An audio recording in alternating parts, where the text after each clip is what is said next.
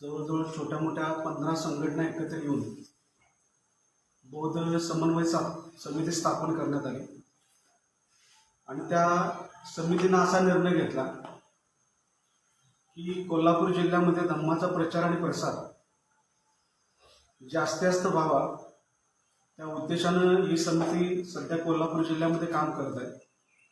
100 गावामध्ये धम्माचा प्रचार आणि प्रसार व्हावा या उदात्त हेतूनं असे वर्षावर्षाचे कार्यक्रम दर रविवारी घेतले जातात। त्याचाच एक भाग म्हणून आज मिंचे हातकणंगले तालुका इथं वर्षावर्षाचं आठवं पुष्प गुंफण्याची जबाबदारी माझ्यासारख्या अनेक जवळजवळ 35 ते 40 वक्त्यांच्याकडे देण्यात आलेले आहे। आज या कार्यक्रमानिमित्त मी प्रथमतः बहुजन समाजातील सर्व महापुरुषांना महामातांना प्रथमतः तिवार अभिवादन करतो। त्याचबरोबर आजच्या या कार्यक्रमाला मिंचे आणि आसपासच्या गावातील धम्म उपासक धम्म उपासिका आपण आज या कार्यक्रमासाठी उपस्थित राहिला तुम्हाला देखील मी सविनय जय भीम करतो। गेले 8 विषय जर बघितले आपण दर रविवारी वेगवेगळ्या विषयावरती चर्चा केली जाते। आजचा जो काही विषय आपल्याला देण्यात आलेला आहे प्राचीन भारतातील क्रांती आणि प्रतिक्रांती बुद्ध की कार्ल मार्क्स आणि डॉक्टर बाबासाहेब आंबेडकरांनी दिलेला जो काही ग्रंथ आहे बुद्ध आणि त्याचा धम्म बौद्ध जगतामध्ये या 3 ग्रंथांचं नेमकं महत्त्व काय आणि ते महत्त्व समजून घेऊन एक धम्म उपासक धम्म प्रचारक म्हणून त्या 3 ग्रंथाला आपल्या डोळ्यासमोर आपल्या नजरेसमोर ठेवून धम्म प्रचारक म्हणून आपण समाजामध्ये जाऊन कुठल्या पद्धतीने काम करणार आहोत याच्यासाठी हे 3 ग्रंथ समजून घेणं गरजेचं आहे। बाबासाहेब म्हणतात की बुद्ध आणि धम्म याचं परिपूर्ण आकलन जर व्हायचं असेल तर इतर जे 2 ग्रंथ आहेत बुद्ध आणि धम्म या ग्रंथाबरोबरचे इतर जे 2 ग्रंथ आहेत प्राचीन भारतातील क्रांती आणि प्रतिक्रांती आणि बुद्ध की कार्ल मार्क्स हे 2 ग्रंथ सुद्धा तुम्ही अभ्यासले पाहिजे। त्याच्यातला पहिला जो ग्रंथ आहे की प्राचीन भारतातील क्रांती आणि प्रतिक्रांती या ग्रंथाचं महत्त्व समजून घेण्याच्या अगोदर किंवा त्या विषयाकडे वळण्याच्या अगोदर मी आपणास एक आवर्जून गोष्ट सांगू इच्छितो। या ग्रंथाकडे बघत असताना या ग्रंथांच्या संदर्भात चर्चा करत असताना या ग्रंथांचं महत्त्व समजून घेत असताना आपल्या डोक्यामध्ये एक गोष्ट आपण जाणीवपूर्वक ठेवली पाहिजे। ती गोष्ट म्हणजे की तथागत गौतम बुद्धांनी जो काय धम्म सांगितला त्या धम्माचा जो काय उद्देश होता तो उद्देश आपण आपल्या डोक्यामध्ये ठेवला पाहिजे तरच या ग्रंथाचं खऱ्या अर्थानं आपल्याला महत्त्व समजणार आहे। काय होता तथागत गौतम बुद्धांच्या धम्माचा त्यांच्या धम्माचे 2 उद्देश होते। वैयक्तिक जीवनामध्ये जिवंतपणे निर्वाण प्राप्त करणे हा त्यांच्या धम्माचा पहिला उद्देश होता आणि सामाजिक जीवनामध्ये सदधम्माचं राज्य समाजामध्ये प्रस्थापित करणं नैतिकतेचं राज्य समाजामध्ये प्रस्थापित करणं हा त्यांच्या धम्माचा दुसरा उद्देश होता। हे जे 2 उद्देश आहेत ते 2 उद्देश आपल्या नजरेसमोर ठेवून धम्म प्रचारक आपण जर स्वतःला म्हणत असू धम्म उपासक जर आपण स्वतःला म्हणत असू तर हे 2 उद्देश आपण डोक्यात ठेवून या ग्रंथाचं महत्त्व आपण जाणून घेतलं पाहिजे तरच आपल्याला पुढे जाता येईल। धम्म प्रचारकांना ज्यावेळेला धम्माचा प्रचार समाजामध्ये जाऊन करत असतो तो प्रचारक त्याला धम्माच्या बाबतीतली सगळी माहिती असणं गरजेचं आहे पण त्या माहितीबरोबरच बौद्धांचा जो काही इतिहास आहे प्राचीन भारतामध्ये घडलेला तो इतिहास देखील त्याला माहीत असणं गरजेचं आहे। नुसतं धम्मामधल्या ज्या काही नैतिकतेची बाजू आहे ती फक्त बाजू माहीत असणंच पुरेसं नाही आहे तर प्राचीन भारतामध्ये बौद्ध लोकांचा काय इतिहास होता तो इतिहास सुद्धा त्या धम्म प्रचारकाला वर्तमानामध्ये माहीत असणं गरजेचं आहे आणि तो प्राचीन भारतामध्ये बौद्धांच्या रिलेटेड बौद्धांच्या संबंधित जो इतिहास घडलेला आहे जो इतिहास झालेला आहे तो वर्तमानामध्ये त्या उपासकाला तो प्रासंगिक करता आला पाहिजे याच्यासाठी इतिहास माहिती असणं गरजेचं आहे। बाबासाहेब म्हणतात की जो समाज आपला इतिहास विसरतो तो समाज आपलं भविष्य कधीही घडवू शकत नाही. हे जर खरं असेल तर बौद्धांना, जे स्वतःला बौद्ध समजतात, धम्म उपासक, धम्म प्रचारक समजतात, त्या बौद्धांना आपल्या आपल्या पूर्वजांचा इतिहास माहीत असणं गरजेचं. काय होता इतिहास बौद्धांचा? बाबासाहेब तर असंच म्हणतात की भारताला दुसरा इतिहासच नाही. काय इतिहास आहे भारताला? बौद्ध विरुद्ध ब्राह्मण आणि ब्राह्मण विरुद्ध बौद्ध, हाच भारताचा इतिहास आहे. भारताला दुसरा तिसरा कुठलाच इतिहास नाही.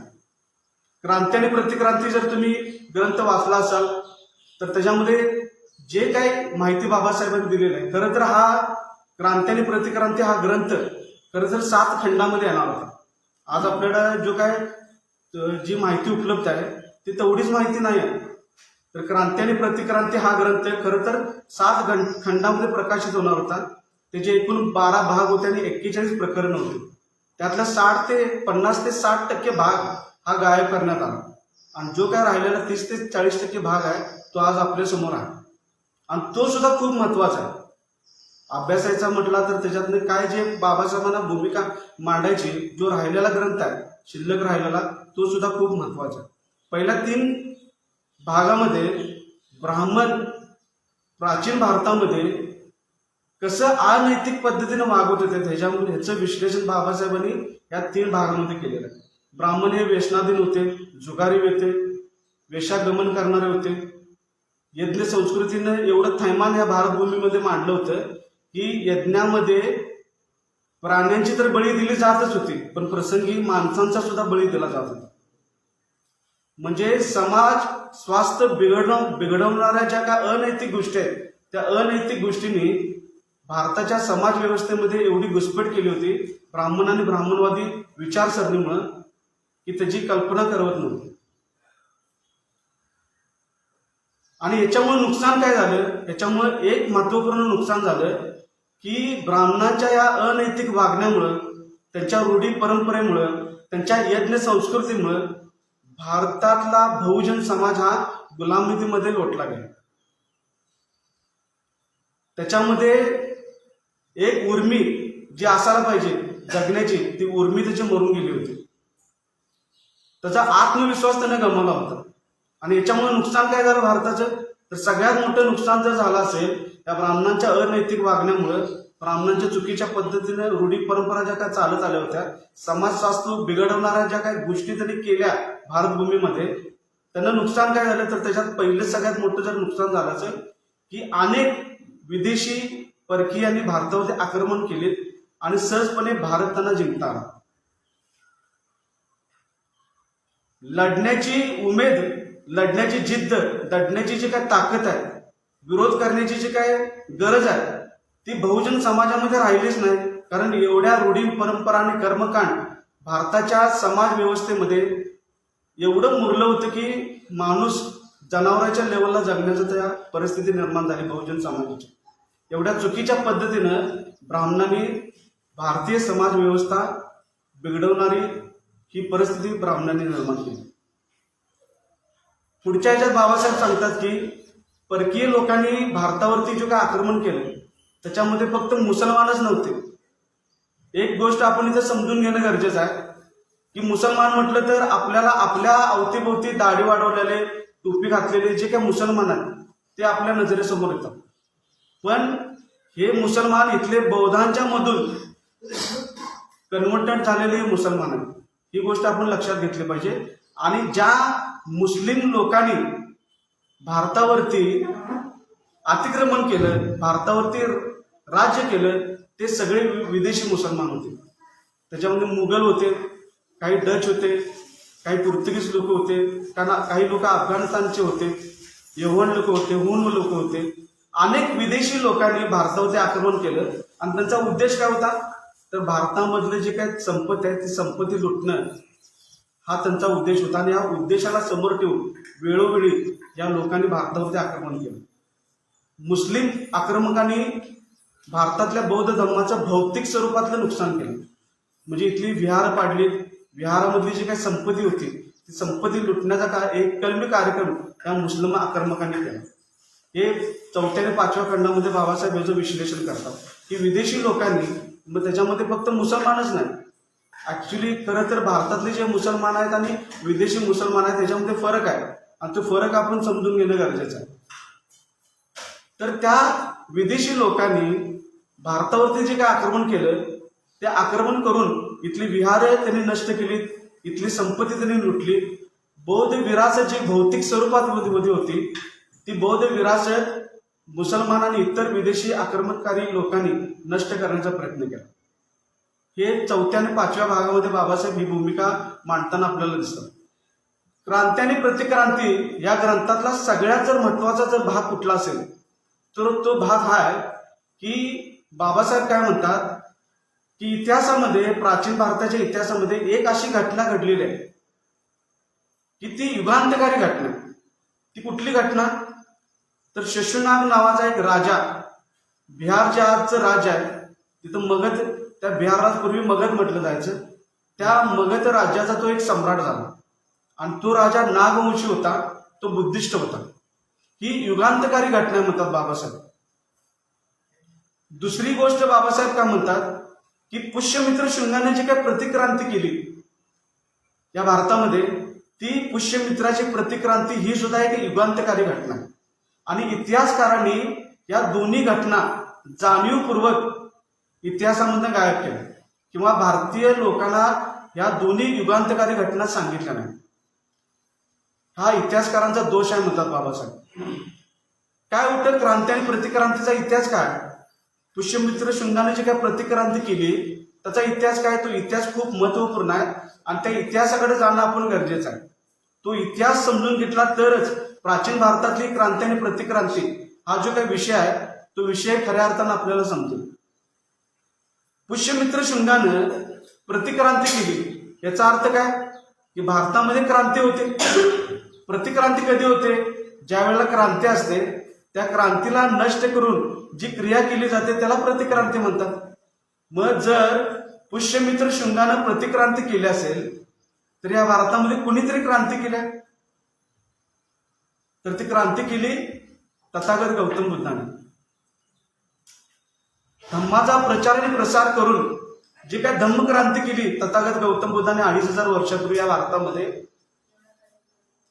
ती नेमकी धम्मक्रांती काय होती, तो नेमका धम्म काय होता, ती गोष्ट मी शेवटच्या टप्प्यात सांगणार आहे. बुद्ध आणि त्याचा धम्म हा जो काय ग्रंथ आहे त्याचं ज्या वेळेला मी विश्लेषण करीन त्याच्यामध्ये या सगळ्या गोष्टी येतीलच. याच्या अगोदर एक गोष्ट आपण समजून घेऊया. प्रतिक्रांती करण्याच्या अगोदर जी काय धम्मक्रांती भारतामध्ये झाली, क्रांती म्हणजे काय? क्रांतीची व्याख्या जर करायची असेल तर साध्या आणि सरळ भाषेमध्ये की माणसाला, मानव समाजाला स्वतःची प्रगती, उन्नती करण्यासाठी ज्या योग्य वातावरणाची गरज असते ते योग्य वातावरण म्हणजे क्रांती. साधी व्याख्या क्रांतीची करायची म्हटलं तर माणसाला स्वतःची प्रगती करून घेण्यासाठी जे योग्य वातावरण लागतं ते योग्य वातावरण म्हणजे क्रांती. धम्मक्रांतीमुळे काय झालं तर धम्मक्रांतीमुळं या भारतामध्ये 4 परिणाम झाले. त्यातला पहिला परिणाम म्हणजे की ज्या शूद्रांना राजा होण्याचा अधिकार नव्हता त्या शूद्रांना राजा होण्याचा अधिकार मिळाला. हा क्रांतीचा पहिला परिणाम आहे धम्मक्रांतीचा. दुसरा परिणाम काय झाला क्रांतीमुळं, तर ज्या शूद्रांना आणि ज्या स्त्रियांना शिक्षणाचा अधिकार नाकारण्यात आला होता तो शिक्षणाचा अधिकार धम्मक्रांतीमुळे मिळाला. तिसरा क्रांतीचा परिणाम काय झाला तर स्त्रिया ह्या ब्राह्मणी धर्मानुसार, वैदिक धर्मानुसार ज्या गुलामीचं जीवन जगत होत्या त्या स्त्रिया गुलाममुक्त झाल्या. या धम्मक्रांतीचा तिसरा परिणाम. चौथा परिणाम काय झाला तर चौथा परिणाम हा झाला की रूढी, परंपरा आणि यंत्र संस्कृतीमुळे भारतातला जो काय मानव समाज आहे तो समाज तर्क करणं, विज्ञानमध्ये दृष्टिकोन त्याचा पूर्ण संपला होता. धम्मक्रांतीमुळे काय झालं तर भारतातला मानव समाज हा तर्क करू लागला आणि विज्ञानवादी होऊ लागला. तथागत गौतम बुद्धाने 2500 वर्षापूर्वी जी काही धम्मक्रांती केली त्या धम्मक्रांतीचा परिणाम म्हणजे क्रांती म्हणजे मी मगाशी सांगितलं की माणसाची स्वतःची प्रगती आणि उन्नती करण्यासाठी जे काही चांगलं वातावरण लागतं ते वातावरण धम्मक्रांतीमुळे भारतामध्ये निर्माण झालं. शूद्रांना राजा होण्याचा अधिकार मिळाला, शूद्रांना शिक्षणाचा अधिकार मिळाला, स्त्रिया गुलाममुक्त झाल्या, विज्ञानाची निर्मिती झाली. हे जे काही चांगलं वातावरण निर्माण झालं यालाच क्रांती म्हटलं जातं आणि ते धम्माच्या माध्यमातून भारतामध्ये तथागत गौतम बुद्धांनी 2500 वर्षापूर्वी क्रांती केली. क्रांती आणि प्रतिक्रांती हा विषय आपण समजून घ्यायला लागलोय. तर क्रांतीनंतर मगाशी मी सांगितलं की पुष्यमित्र शुंगाने जी काही प्रतिक्रांती केली ती प्रतिक्रांती करणं त्याला का गरजेचं वाटलं? बुद्ध धम्म तर हा समानता मानणारा आहे, बंधुत्व मानणारा आहे, न्यायाने वागणारा आहे. भिक्खू लोक सुद्धा त्याच्या प्रचार आणि प्रसार करण्याची जे काही धम्माचे प्रचार आणि प्रसार करण्याची पद्धत होती, भिक्खू हे व्यक्तिमत्व हे शांत आणि संयमी होते. असं असताना सुद्धा पुष्यमित्र शुंगाला किंवा ब्राह्मण लोकांना, ब्राह्मण धर्माला अशी गरज काय वाटली की प्रतिक्रांती केली पाहिजे? त्याचं सगळ्यात महत्वाचं जे काही कारण आहे, प्रतिक्रांती करण्याची जी काही बीज रवली गेलेली आहेत ते कारण म्हणजे बौद्धांचा जो सर्वात मोठा राजा होता सम्राट अशोक, त्या अशोकानं ज्या वेळेला धम्मानुसार कारभार करण्याची सुरुवात केली त्यावेळेला त्याने एक पहिला नियम केला की माझ्या राज्यामध्ये प्राणी हत्येला बंदी असेल. हा जो काही नियम आहे ह्या नियमामुळे प्रतिक्रांतीची बीज रवली गेली. का ब्राह्मणांना वाटलं की सम्राट अशोकाने जो काही नियम तयार केला होता की माझ्या राज्यामध्ये प्राण्यांची हत्या केली जाणार नाही. ब्राह्मणांचा धंदा तोच होता. यज्ञ संस्कृतीमध्ये दानाच्या स्वरूपात यज्ञामध्ये जे काही आहुती दिली जात होती त्या स्वरूपामध्ये त्यांना जे काही मिळत होतं आणि त्याच्यावरती पोटपाणी चालत होतं. मग यज्ञावरतीच जर सम्राट अशोकानं घाला घातला तर ब्राह्मणांचं अस्तित्व धोक्यात आलं. धम्मक्रांतीमध्ये ब्राह्मणांची त्यावेळेला आता जशी अस्पृश्य लोकांची परिस्थिती होती ना 60-70 वर्षापूर्वी संविधान लागू होण्याच्या अगोदर, तशी परिस्थिती धम्मक्रांतीमध्ये ब्राह्मणांची झाली होती. ब्राह्मणांचा ब्राह्मणी धर्म, वैदिक धर्म, वैदिक संस्कृती टिकणं मुश्किल होऊन बसलं होतं एका नियमामुळे की प्राणी हत्येवरती बंदी सम्राट अशोकानं घातली. ही ब्राह्मणांच्या गोष्ट लक्षात आली की भारतामध्ये पुन्हा एकदा वैदिक धर्मानुसार, ब्राह्मणी धर्मानुसार किंवा ब्राह्मण धर्म भारतामध्ये पुन्हा जर रुजवायचा असेल तर बौद्ध धर्म नष्ट करणं गरजेचं आहे. तरच भारतामध्ये प्रतिक्रांती यशस्वी होऊ शकते, ब्राह्मणी धर्म भारतामध्ये रुजू शकतो. हे ब्राह्मणांना पुरेपूर माहित होतं. 1-2 दिवस नाही तरी ब्राह्मणांनी जवळजवळ 700 वर्ष या गोष्टीसाठी वाट बघितली. भारत 1-2 दिवस नाही तर 1250 वर्ष बुद्धमय होता. तो माणसाच्या नसामसामध्ये भिडला होता धम्म. एवढी त्या धम्माची क्रांती माणसामध्ये रुजली होती. आणि ही जनमानसामध्ये धम्मक्रांती रुजल्यामुळं ब्राह्मणी धर्म नष्ट होण्याच्या मार्गावर आला होता आणि तीच बीज प्रतिक्रांतीची रोवली गेली. पुष्यमित्र शुंगाला एक संधी मिळाली आणि त्या संधीचं सोनं त्यानं केलं. की मी एका ठिकाणी ऐकलं की योहन लोक जे आहेत विदेशी, त्यांच्या मदतीनं बौद्धांचा जो काही शेवटचा राजा भद्रथ मौर्य, सम्राट अशोकाचा पंतू, कपटानं पुष्यमित्र शुंगाने त्याची हत्या केली. आणि तो नुसती हत्या करून थांबला नाही. पुष्यमित्र शुंगाचा उद्देश होता की भारतामध्ये पुन्हा एकदा ब्राह्मणी धर्म प्रस्थापित करायचा आणि त्याला जी काही धम्माची अडचण होती तो धम्म काहीही करून नष्ट करायचा. ही जी काही त्याची अडचण होती ती त्यांना अडचण ओळखली आणि तो उठला, भद्रथ मौर्याची हत्या केली आणि शांत बसला नाही. त्यानं त्याच्यावरती प्लॅनिंग केलं, नियोजन केलं, धम्म कसा नष्ट करायचा. धम्म नष्ट झाल्याशिवाय ब्राह्मणी धर्म प्रस्थापित होऊ शकत नाही याची पुरेपूर जाणीव पुष्यमित्र शुंगाला होती. म्हणून त्याने त्याच्यावरती विचार केला की जो धम्म जनमानसामध्ये भारतभूमीमध्ये रुजलेला आहे तो भारतातल्या माणसांचा सवयीचा भाग झालेला आहे. तो धम्म जर नष्ट करायचा असेल तर त्याच्यासाठी मोठ्या ताकदीचं नियोजन असणं गरजेचं आहे. मग त्याच्यावर त्यानं अभ्यास केला की धम्म भारतामध्ये का रुजला. तर त्याला 4 गोष्टी लक्षात आल्या की पहिली गोष्ट म्हणजे धम्माला राजाश्रय. धम्म जो भारतामध्ये प्रस्थापित झाला त्या धम्माला राजाश्रय, ही गोष्ट त्याच्या लक्षात आली. दुसरी गोष्ट काय लक्षात आली की भारतामध्ये जो काही धम्म प्रस्थापित झाला, धम्माचा प्रचार आणि प्रसार झाला, त्याला सगळ्यात महत्वपूर्ण जे काही कारण आहे दुसरं ते म्हणजे भिक्खू संघांचं नेटवर्क, भिक्खू संघाचे काम करण्याची पद्धत. भिक्खू ज्या कारणासाठी निर्माण झालेला आहे, भिक्खू जो काही व्यक्ती आहे तो व्यक्ती जो काही तयार केला त्या सगळ्याचा नंतर भिक्खुनी संघ निर्माण झाला, ती गोष्ट सुद्धा पुष्यमित्र शृंगाच्या लक्षात आली. आणि सगळ्यात गोष्ट महत्वाची जी गोष्ट लक्षात आली शृंगाच्या ती म्हणजे भारतातली लोक जी पूर्वी आमच्या कर्मकांडामध्ये आमच्या रूढीमध्ये अडकली होते, ही लोक आता गुलाममुक्त झालेत आणि ती लोक तर्कानुसार, प्रज्ञेनुसार आणि विज्ञानवादी नुसार वागू लागले. या 4 गोष्टी ज्याला पुष्यमित्र शृंगाच्या लक्षात आल्या की या 4 गोष्टीमुळे भारतामधला धम्म हा प्रस्थापित झालेला आहे आणि तो जर नष्ट करायचा असेल तर या पहिल्या धम्माचा प्रचार आणि प्रसार हे कारण आहे. आणि भारत बुद्धमय झाला, भारतामध्ये धम्म प्रस्थापित झाला हा परिणाम आहे.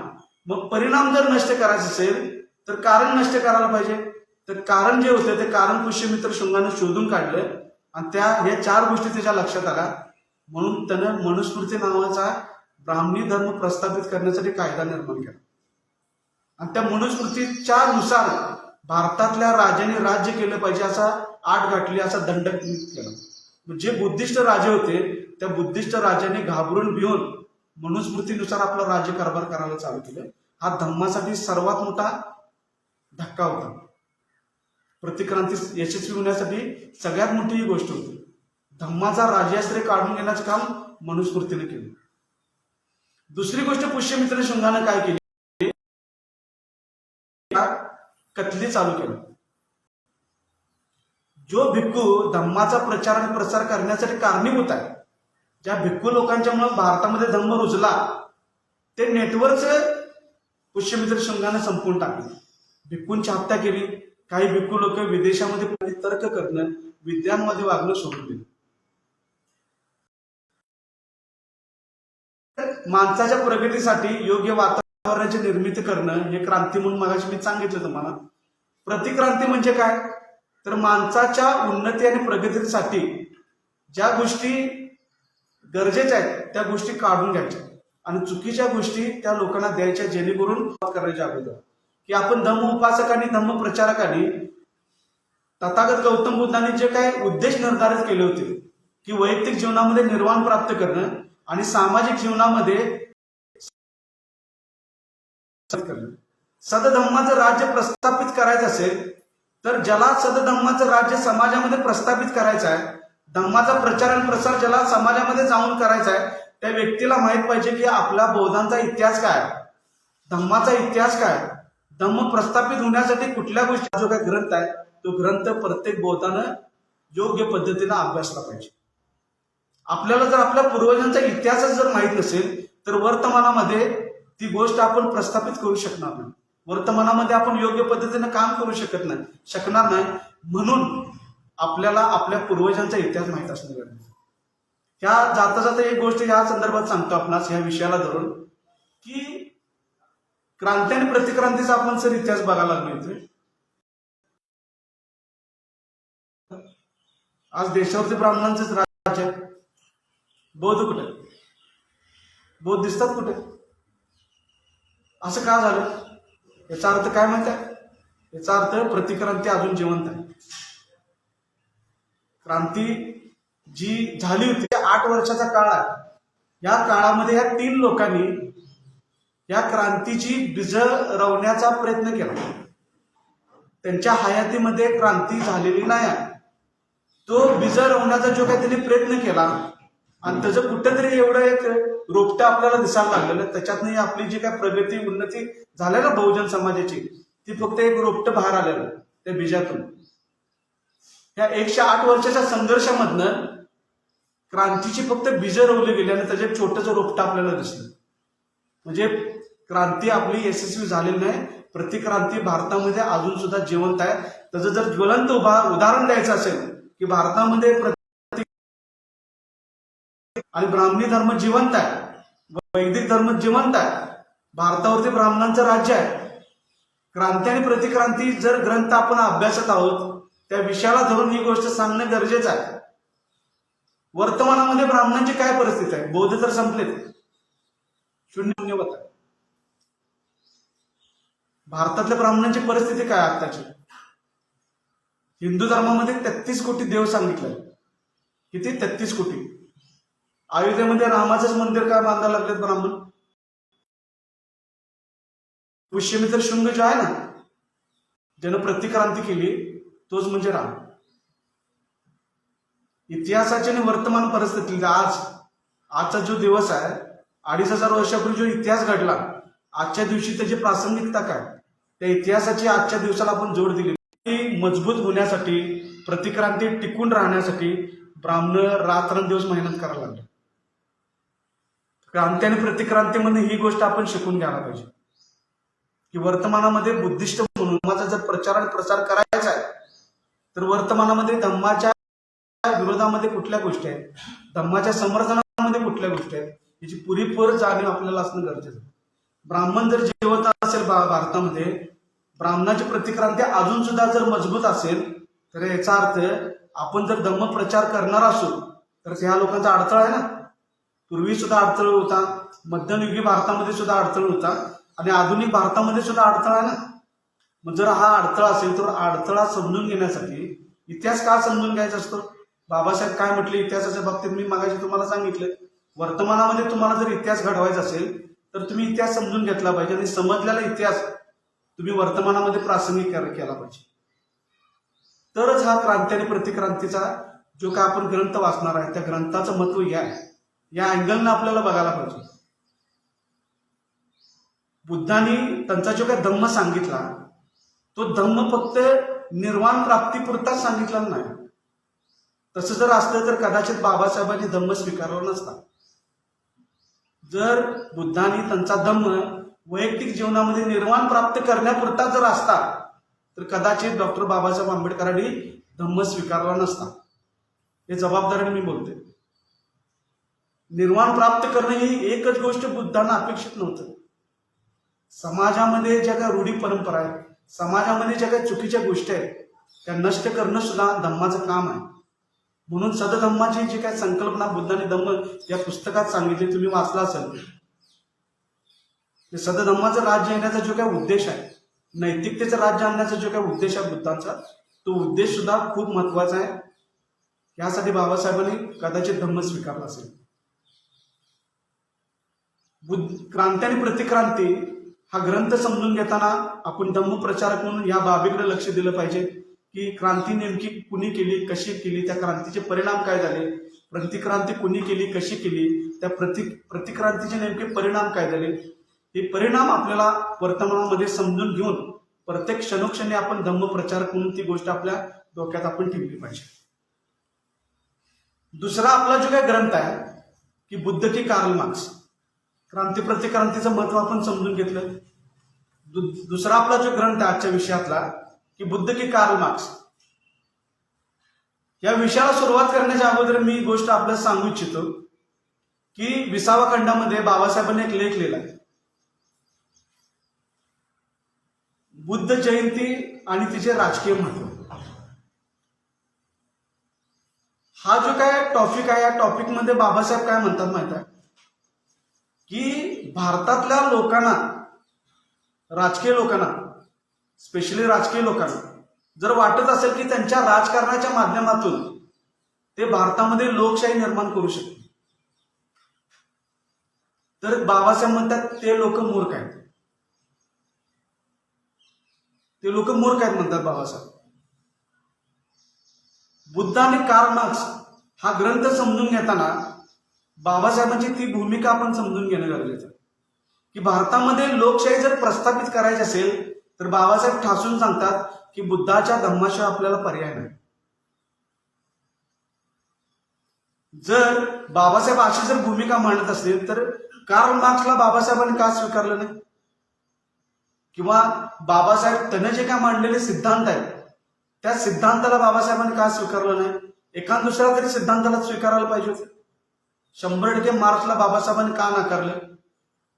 कारण कुठलाही भारतामध्ये, जगाचं सोडून दिल्या, भारतामध्ये जर लोकशाही प्रस्थापित व्हायची असेल तर भारतामध्ये एकच मार्ग शिल्लक राहतो, तो म्हणजे तथागत गौतम बुद्धांचा धम्म.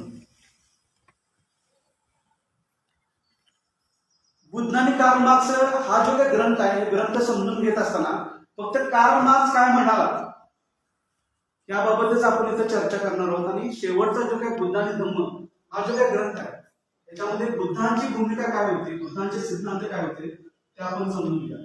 कार्ल मार्क्सचे जे काय 10 त्याने सिद्धांत मांडले की भारतामध्ये कार्ल मार्क्सचा उद्देश काय होता, तो उद्देश आपण समजून घेणं गरजेचं आहे.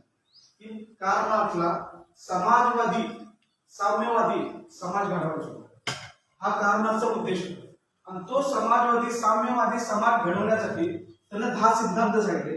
त्यातला पहिला सिद्धांत म्हणजे त्याने सांगितला की जग कसे निर्माण झालं हे शोधण्याच्या भानगडीत पडण्यापेक्षा जगाची पुनर्रचना करणे गरजेचं आहे, असं मार्क्सचा पहिला सिद्धांत सांगतो.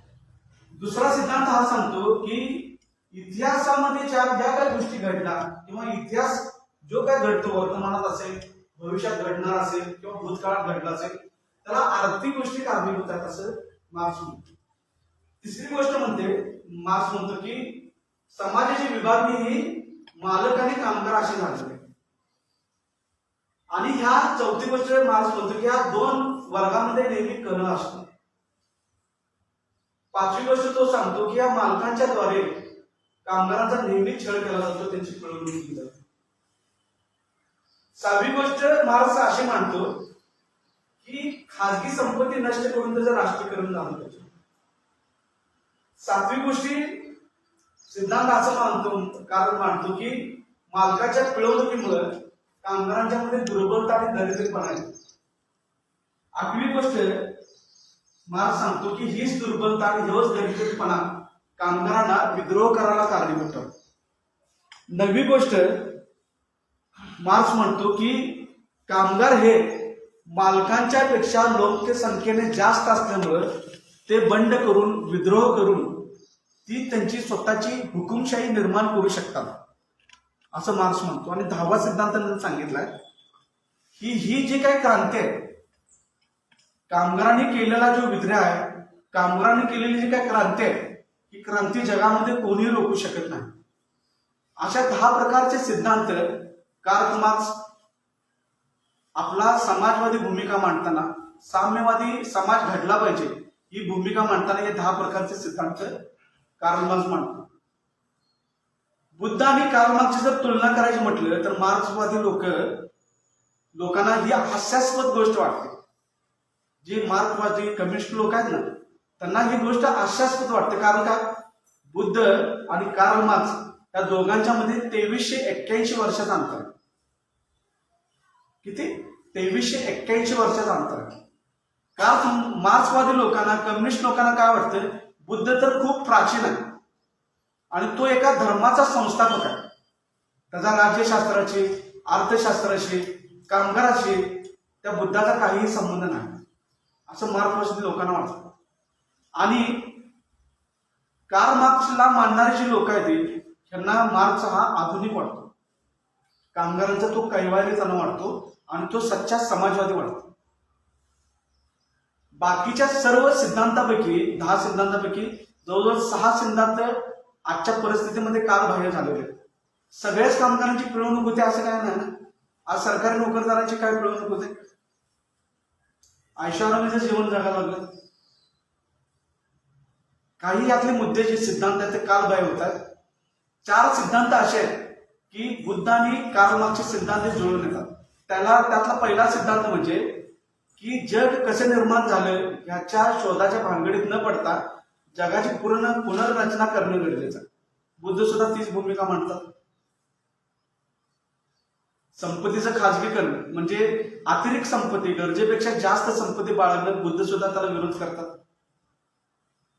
मग बाबासाहेब हे सिद्धांत वाचल्यानंतर, मार्क्सला समजून घेतल्यानंतर जे काय वर्तमानामध्ये मार्क्सचे सिद्धांत जिवंत राहिलेले आहेत, ते सिद्धांत ऑलरेडी 2500 वर्षापूर्वी बुद्धाने सांगितलेलेच आहे. मार्क्सने त्याच्यामध्ये नवीन काय सांगितलं. म्हणून बाबासाहेब भारतामध्ये लोकशाही निर्माण करायची असेल, समाजवादी राज्य निर्माण करायचं असेल, तर मार्क्सचा कुठल्याही प्रकारचा उपयोग नाही म्हणतात बाबासाहेब. त्याला फक्त आणि फक्त बुद्धाचा धम्मच, भारतामध्ये समाजवादी समाज व्यवस्था जर निर्माण करायचं असेल तर बुद्धांचा धम्मच त्याला कारणीभूत ठरू शकतो. बुद्ध आणि कार्ल मार्क्सच्या बाबतीत जास्त म्हणजे याचा विश्लेषण करण्याची गरज नाही, कारण ती गोष्ट भारताच्या भूमीला, भारतातल्या बहुजन समाजाच्या प्रगतीसाठी ती गोष्टच उपयोगी पडू शकत नाही. त्या गोष्टीची चर्चा करण्यास काही अर्थ नाही. बुद्धाचा धम्मच जर बहुजन समाजाच्या प्रगतीसाठी आणि उन्नतीसाठी जर योग्य ठरत असेल तर त्या विषयावरती आपण जास्त चर्चा करणं गरजेचं. बुद्ध आणि कार्ल मार्क्स ही भूमिका समजून घेत असताना, हा ग्रंथ वाचत असताना जो उद्देश आहे आपला की समाजामध्ये सदधम्माचं राज्य प्रस्थापित करणं, नैतिकतेचं राज्य आणणं, धम्मप्रचारक म्हणून बुद्ध आणि कार्ल मार्क्स या ग्रंथाकडे आपण कुठल्या नजरेनं बघितलं पाहिजे, त्याचा सुद्धा अभ्यास केला पाहिजे. कुठल्या नजरेनं बघितलं पाहिजे तर की धम्मप्रचारासाठी, बहुजनांच्या उन्नतीच्या आणि प्रगतीसाठी कुठली गोष्ट उपयोगाला येते, कुणाचा सिद्धांत उपयोगाला येतो, कुणाचा सिद्धांत उपयोगाला येत नाही, ही गोष्ट आपल्याला या ग्रंथाच्या माध्यमातून जाणू शकतो, आपण समजून घेऊ शकतो. तिसरा जो काय आजचा आपला ग्रंथाचा विषय दिलेला आहे की बुद्ध आणि धम्म याचं महत्व काय. या ग्रंथाच्या विषयाला सुरुवात करण्याच्या अगोदर बाबासाहेबांनी एक भूमिका मांडलेली, ती 20व्या खंडामध्ये आलेली आहे की भारतातील धम्म आणि धम्माचं भवितव्य. या खंडामध्ये, या टॉपिकमध्ये बाबासाहेब भूमिका मांडतात की भारताला जर बुद्धमय करायचं असेल तर 3 गोष्टी कराव्या लागतील, असं बाबासाहेब म्हणतात. त्यातली पहिली गोष्ट म्हणजे ख्रिश्चन धर्माचा जसा बायबल ग्रंथ आहे तसं बुद्धिस्ट बायबल असणं गरजेचं आहे म्हणतात बाबासाहेब. कशासाठी म्हणतात तर भारताला जर बुद्धमय करायचं असेल तर बुद्धिस्ट बायबल असणं गरजेचं आहे. ही गरज का वाटली बाबासाहेबांना तर बुद्धिस्ट लोकांना धम्म चांगल्या पद्धतीने समजावा, किंवा जी लोक बुद्धिस्ट नाही आहेत पण त्या लोकांना जर बुद्धाला समजून घ्यायचं असेल, बुद्धाची विचारधारा समजून घ्यायचं असेल, बुद्धाचं व्यक्तिमत्व जर समजून घ्यायचं असेल तर त्यांच्या जवळ छोटेखानी ग्रंथ असणं गरजेचं आहे. आणि धम्मपद हा जो काय ग्रंथ आहे ती गरज तो पूर्ण करू शकत नाही. कारण बुद्धांचं जे काय लिटरेचर आहे, बुद्धांचा जो काय विचारधारा आहे तो एवढा प्रचंड आहे, तो सर्वसामान्य लोकांच्या आवाक्याच्या बाहेरचा आहे. आणि सर्वसामान्य लोकांना सहज उमजल, समजल अशा पद्धतीचा एखादा ग्रंथ निर्माण करण्याची गरज बाबासाहेबांना वाटली आणि ती गरज स्वतःच बाबासाहेबांनी पूर्ण केली आणि आपल्याला बुद्ध आणि त्याचा धम्म हा ग्रंथ आपल्याला दिला. आज जो आपण वाचन करतो त्याचं बाकीचे जे काही 2 मुद्दे सांगितलेले आहेत ते आजच्या विषयाला धरून मुद्दे नाहीत, त्यामुळे मी ते मुद्दे आपणास सांगत नाहीत. बुद्ध आणि धम्म निर्माण करण्याच्या मागची जी काही बाबासाहेबांची भूमिका होती की बुद्धिस्ट लोकांना त्या ग्रंथाच्या माध्यमातून धम्म सहज समजेल, उमजेल आणि ते धम्म आचरण करण्यासाठी तो ग्रंथ उपयोगाला पडेल. आणि जी बुद्धिस्ट लोक नाही आहेत त्या लोकांना जर बुद्धाचं व्यक्तिमत्व समजून घ्यायचं असेल, बुद्धाची विचारधारा समजून घ्यायचं असेल तर तो ग्रंथ त्याला सहज कुठेही काकद मारून नेता येईल असा शब्दप्रयोग करतात बाबासाहेब. म्हणजे सहज कुठेही नेता येईल, सहज हाताळता येतात. आज ख्रिश्चन बघा छोटे छोटे पुस्तक सुद्धा त्यांनी बायबलचे, प्रार्थनेचे किंवा याची पुस्तक काढलेले आहेत. आणि लहान मुलांच्यासाठी गोष्टीची पुस्तक पण त्यांनी ख्रिश्चन लोकांनी काढलेली. आणि लोकांना ते वाटतात ख्रिश्चनच्या 25 तारखेला येशू ख्रिस्ताच्या जयंतीला बायबल तर ते घरोघरी वाटतात. एक का तर लोकांना सहज हाताळता येईल, सुलभ ते सांभाळता येईल आणि कधीही तू व्यक्ती तू ग्रंथ एखादं वाचूच वाटलं तर वाचू शकतोय. याच्यासाठी गरज म्हणून बाबासाहेबांनी तो छोटेखानी ग्रंथ, ज्याच्यामध्ये बुद्धाच्या धम्माचं सगळं सार त्या पुस्तकात, त्या ग्रंथामध्ये आपल्याला दिसतं. बुद्धाने धम्म याचं काय महत्व आहे आपल्या आयुष्यामध्ये किंवा बौद्ध जगतामध्ये, ते गाईड आहे. वैयक्तिक जीवनामध्ये कसं वागायचं याच्यासाठी ते गाईड आहे. समाजामध्ये जाऊन धम्म प्रस्थापित कसा करायचा त्याच्यासाठी ते गाईड आहे. सिद्धार्थाच्या जन्मापासून तोच सिद्धार्थ परिवारजक झाला आणि तोच परिवारजक सिद्धार्थ नंतर बोधिसत्व झाला आणि बोधिसत्व झालेला सिद्धार्थ तो जो काय बुद्ध झाला. हा जो काय तुझा प्रवास आहे सिद्धार्थाचा, तो प्रवास आपल्याला या बुद्धाने धम्म या ग्रंथामध्ये दिसतो. या बुद्धाने धम्म या ग्रंथातली मला स्वतःला जी काय सगळ्यात जास्त भावलेली जी गोष्ट आहे ते आपल्याला सांगू इच्छितो. तुम्ही त्याच्यामधला एक टॉपिक आहे बघा की धम्म आणि नैतिकता, धर्म आणि नैतिकता, हे तुमच्या वाचनात तो टॉपिक आला असेल. ही खूप महत्वपूर्ण बाब आहे की वैयक्तिक जीवनामध्ये मी उद्देश वारंवार आपलाच उद्देश का सांगत आहे, प्रत्येक धर्माच्या रिलेटेड ती गोष्ट मी जोडत आहे. उद्देश काय होता की वैयक्तिक जीवनामध्ये निर्वाण प्राप्त करणं आणि सामाजिक जीवनामध्ये सदधम्माचं राज्य प्रस्थापित करणं, हे दोन उद्देश आपण सोडले नसले पाहिजे. मग हा ग्रंथ समजून घेत असताना, या ग्रंथाचं महत्व जाणून घेत असताना हे दोन उद्देश आपल्या डोक्यात नेहमी असले पाहिजे. बुद्ध आणि धम्म या ग्रंथातल्या बाकी सगळ्या गोष्टी ह्या निर्वाणाच्या रिलेटेड आहेत. वैयक्तिक जीवनामध्ये निर्वाण कसं प्राप्त करायचे ह्याच्याशी रिलेटेड आहे. सामाजिक जीवनासाठी आर्य अष्टांगिक मार्ग सांगितला, 10 पारमिता सांगितल्या. आणि सामाजिक जीवनामध्ये यशस्वी व्हायचं असेल, धम्म प्रस्थापित करायचं असेल, तर सगळ्यात महत्वपूर्ण जर या ग्रंथामध्ये जर कुठली बाब सांगितली असेल तर ती म्हणजे धर्म आणि नैतिकता आणि धम्म आणि नैतिकता. हे जे काही विश्लेषण केले बाबासाहेबांनी ते खूप महत्वपूर्ण विश्लेषण आहे. ते प्रत्येक एका धम्मिष्ठ माणसानं, बुद्धिस्ट माणसानं, ज्याला वाटतं की धम्माचा प्रचार आणि प्रसार योग्य पद्धतीने झाला पाहिजे, तरी ही गोष्ट डोक्यात ठेवली पाहिजे. धम्म आणि नैतिकता, सगळ्याच धर्मामध्ये नैतिकता. आज भारतामध्ये ख्रिश्चन धर्म आहे, जैन धर्म आहे, मुस्लिम धर्म आहे, लिंगायत धर्म आहे, हिंदू धर्म आहे. 7 प्रमुख धर्म आहेत भारतामध्ये. कुठला धर्म सांगू शकेल का चोरी करा, दारू प्या, मटण खावा? सांगू ते कुठला धर्म? चुकीचं वागा म्हणून कुठला धर्म सांगतो का? प्रत्येक एक धर्म नैतिकता सांगते ना. प्रत्येक एक गोष्ट जर नैतिकता सांगत असेल तर बुद्धाच्या धर्मामध्ये आणि इतर धर्मामध्ये फरक काय? सगळेच धर्म जर नैतिकता सांगतायत तर तो फरक महत्वाचा आहे. तो फरक आपण समजून घ्यायला पाहिजे. एक धम्म उपासक आणि धम्म प्रचारक म्हणून तो फरक हा आहे की धम्म आणि नैतिकतेचं जे काही विश्लेषण बाबासाहेबांनी केलेलं आहे ते विश्लेषण खूप महत्वाचं आहे. नैतिकता सगळ्या धर्मात आहे, धम्मातली नैतिकता ही वेगळी आहे. बाबासाहेब काय म्हणतात माहिती आहे का, की धर्म हा माणसासाठी आहे, माणूस धर्मासाठी नाही. आणि धर्माचं काम काय तर समाजामध्ये चांगल्या वातावरणाची निर्मिती करणं हे धर्माचं काम आहे. असं जर असेल, वैयक्तिक जीवनामध्ये कदाचित धर्म माणूस एकटा असेल तर तो लागू होईल, पण ती नैतिकता सुद्धा लागू होईल. पण बाबासाहेब पुढे जाऊन काय म्हणतात की ती नैतिकता जी आहे ती नैतिकता सर्वव्यापी नैतिकता पाहिजे. सर्वव्यापी नैतिकता म्हणजे काय? सगळ्या धर्मामध्ये नैतिकता सांगितल्या, पण धम्माची नैतिकता विशेष करून वेगळी आहे.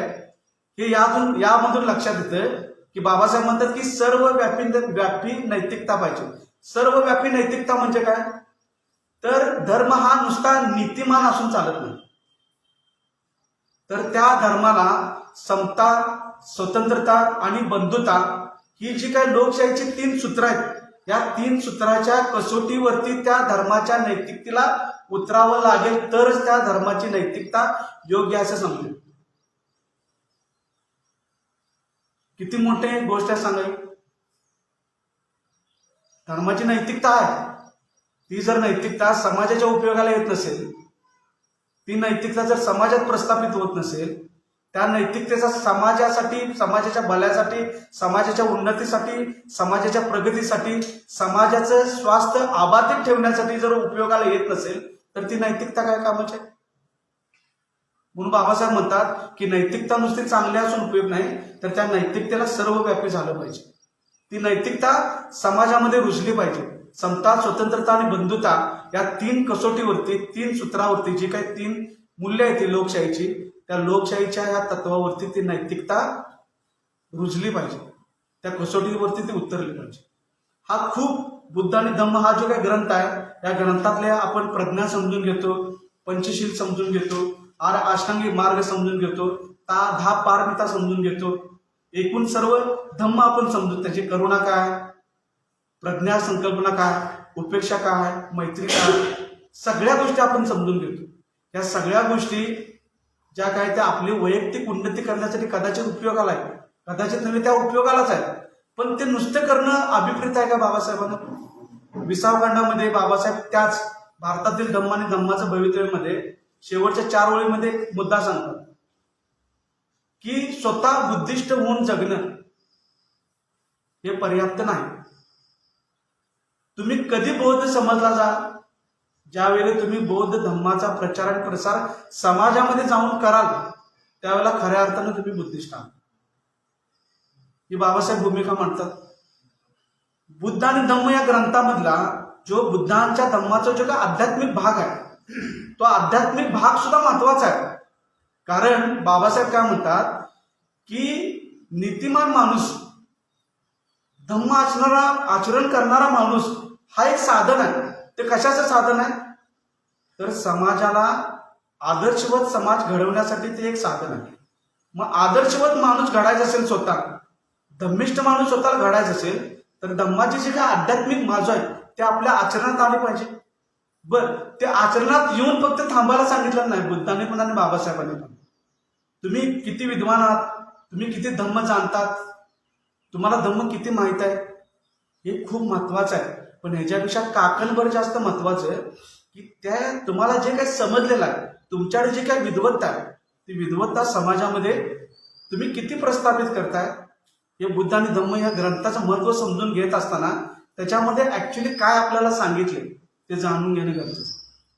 आज अडचण काय झाली आपली, भारतामध्ये धम्म न रुजण्याची 3 कारणं आहेत आजच्या वर्तमानामध्ये. एक तर ब्राह्मणांचं षड्यंत्रच आहे, म्हणजे प्रतिक्रांती जिवंत आहे म्हटलं, त्यांचं प्लॅनिंग तर रोज चालूच आहे धम्माच्या विरोधातले. आपल्याला वाटतं की रामाचं मंदिर जे काय बांधायला लागले ते बाकीचे कुणाला जे अडाणी लोक आहेत, अज्ञानी लोक आहेत, त्यांना ते इशारा करत नाही. तर आपल्याला इशारा आहे बौद्ध लोकांना की आम्ही धम्मावरती विजय तुम्ही मिळवायच्या अगोदर आम्ही प्रतिक्रांतीवर आम्ही आमची सिद्ध करायला लागले, मजबूत करायला लागले. ते समजून घेण्यावरती इतिहास जर माहीत असला तर वर्तमानात काय घडायला लागले ते आपल्याला त्याचं रिअलायझेशन होईल, नाहीतर होणार नाही. कुठल्या अडचणी येतात आज बुद्ध आणि धम्म ग्रंथचं महत्व समजून घेताना, त्या वर्तमानात अडचणी काय आहेत आणि बुद्ध आणि धम्म हा ग्रंथ त्याच्यासाठी कसा उपयोग आहे. तर पहिली अडचण ब्राह्मणांचं षड्यंत्र, प्रतिक्रांती जिवंत ही पहिली अडचण आहे. त्यांच्या अनेक पद्धतीने षड्यंत्र चालू आहेत आणि ते षड्यंत्र करण्यासाठी ब्राह्मण स्वतः पुढे येत नाही, आपल्याच लोकांना हाताशी धरून ते काम करायला लागले. ही पहिली अडचण. दुसरी अडचण बुद्धिजीवी लोकांचा नाकर्तेपणा. धम्माचा प्रचार आणि प्रसार करण्यात सगळ्यात मोठी अडचण बुद्धिजीवी लोकांचा नाकर्तेपणा, ही सगळ्यात मोठी अडचण आहे दुसरी. आणि तिसरी मोठी अडचण काय, बुद्धिजीवी लोकांचा कर्तेपणा आहे. काय म्हणते लक्षात घ्या, बुद्धिजीवी लोकांचा कर्तेपणा आहे, पण तो कर्तेपणा आपल्या स्वतःच्या जातीपुरता मर्यादित. कळलं का? बुद्धिजीवी लोकांचा नाकर्तेपणा आहेच, ते अडचण आहे. पण बुद्धिजीवी लोकांचा जो कर्तेपणा आहे करायला लागल्यात, पण ते करणं त्यांचं कशात आहे, महारवाड्यापुरतं मर्यादित आहे. भौतिक स्वरूपात आणि सामाजिक स्वरूपात बाबासाहेबांचा उद्देश होता की भारत बुद्धमय करायचा. कसा करायचा? भारतामध्ये 36 राज्य आहेत, 5,700 जाते आहेत, आणि आम्ही स्वप्न काय बघतोय की भारत बुद्धमय झाला पाहिजे. करण्याचे प्रयत्न तर करायला पाहिजे. मग ते प्रयत्न करत असताना त्याची नीती पण ठरली पाहिजे आणि रणनीती पण ठरली पाहिजे. धम्मामध्ये नीती सुद्धा आणि रणनीती सुद्धा आहे. आमच्या लोकांना रणनीती डोक्यात बसत नाही, नुसतं नीतीच लक्षात येतात. बुद्धांनी रणनीतीचा वापर केला असेल ना त्यांच्या आयुष्यामध्ये. 45 वर्ष त्यांनी जो काही धम्माचा प्रचार आणि प्रसार केला, न थांबता न थकता, जे ब्राह्मणाचा एवढा प्रचंड प्रगडा माणसाच्या मनावरती होता, तो काढण्यासाठी त्यांनी काहीतरी रणनीती वापरली असेल की. भारतातलं पहिलं, जगातलं पहिलं जे काही आंदोलन केलं बुद्धांनी, ते गाय वाचवण्याचं आंदोलन केलं. ते आंदोलन जर करत असतील तर त्याच्या मागे काहीतरी रणनीती त्यांनी ठरवली असेल ना, कशासाठी आंदोलन करायला लागल्या, की काय गाय का वाचली पाहिजे. आज ज्या गायीचा ब्राह्मण उदो करतात ना, ते बुद्धाने त्या 2500 वर्षापूर्वी त्या गायीचा उद्योग केला होता. मग ही जी काय इतिहासामधल्या गोष्टी आहेत, बुद्धाने कार्ल मार्क्स जो आपण समजून घेतला की काय आपण सोडून दिलं पाहिजे, काय धरलं पाहिजे, ते त्या ग्रंथामधून आपल्याला समजून येतं. बुद्धाने धम्म हा ग्रंथ जो आहे त्याच्यामध्ये जी भूमिका आपण समजून घ्यायला पाहिजे. धम्म प्रचारक आपण स्वतःला जर म्हणत असू तर दोन्ही लेवलवरती काम झालं पाहिजे आणि आपली रणनीती ठरली पाहिजे. आपल्या जातीच्या लोकांना तुम्ही बुद्धाचं नाव घेऊन, बाबासाहेबांचं नाव घेऊन तुम्ही धम्म सांगू शकताय. इतर लोक तुम्हाला बुद्धाचं नाव सुद्धा घेऊ देणार नाही, बाबासाहेबांचं नाव सुद्धा घेऊ देणार नाही. नाव जरी घेतलं तर ते लोक नाकं मुरडतील. या लोकांना धम्म कसं सांगायचं? मग काय तर प्लॅनिंग करायला पाहिजे, काहीतरी रणनीती वापरायला पाहिजे. का धम्म आपण सांगायचं नाही तर लोकांना? जर नाही सांगितलं तर काय नुकसान होणार? जर आम्ही इतर लोकांना जे नैतिकतेचं राज्य किंवा नैतिकता, जे काय स्वतंत्र समता, लोकशाहीचे मुद्दे आहेत, मूल्य जे आहेत, ती लोकशाही जर इतर लोकांना जर सांगितलं, लोकशाही म्हणजे धम्म आणि धम्म म्हणजेच लोकशाही, दोन्हीमध्ये काय फरक नाही, ती लोकशाही इतर लोकांना नाही सांगितलं तर काय होईल? तर त्या इतर लोकांचा जे अज्ञानामध्ये आहे त्या अज्ञानाचा त्यांचा गैरफायदा घेऊन प्रतिक्रांतीवाले भारतातला अजून धम्म कसा शून्यवत होईल, भारतातलं संविधान अजून कसं नष्ट करता येईल, याचे रात्रंदिवस प्रयत्न करणार ना. त्यासाठी त्यांच्या हक्क अधिकाराचा माणूस कुठला प्रवर्ग? ओबीसी. ओबीसी लोकांच्या मध्ये ब्राह्मणांचा एवढा प्रचंड पगड आहे. त्यांचा आधार घेऊन आज भारतामध्ये प्रतिक्रांती जिवंत ठेवण्याचं काम ते करत आहे. तो आजचा आपला विषय नाही, पण बुद्ध आणि धम्म हा ग्रंथ, बुद्धाने कार्ल मार्क्स हा ग्रंथ, प्राचीन भारतातील क्रांती आणि प्रतिक्रांती हा ग्रंथ, या ग्रंथांचं महत्व समजून घेत असताना नेमकेपणा याच्यामधला काय, की तो समजून घेऊन आम्ही आमच्या प्रॅक्टिकल जीवनामध्ये नेमकं काय करणार आहोत, त्याच्यातल्या ज्या काय बाबी आहेत त्या बाबीचा नीती म्हणून आम्ही काय उपयोग करणार आहोत, रणनीती म्हणून आपण काय उपयोग करणार आहोत, हे जर आपल्या मनामध्ये ठासून आपण जर ठरवलं आणि त्याची अंमलबजावणी केली तरच ह्या ग्रंथांचा आणि या ग्रंथांचं जे काय महत्व आहे ते अबाधित राहू शकते. अन्यथा सगळंच बोलाचाच भात आणि बोलाचेच कडे. ते लोक मंदिरात जातात, पूजा अर्चा करतात, घंटा वाजवतात आणि आम्ही व्यवहारात येतो. त्यांच्यात आणि आमच्यात काही फरक राहणार नाही.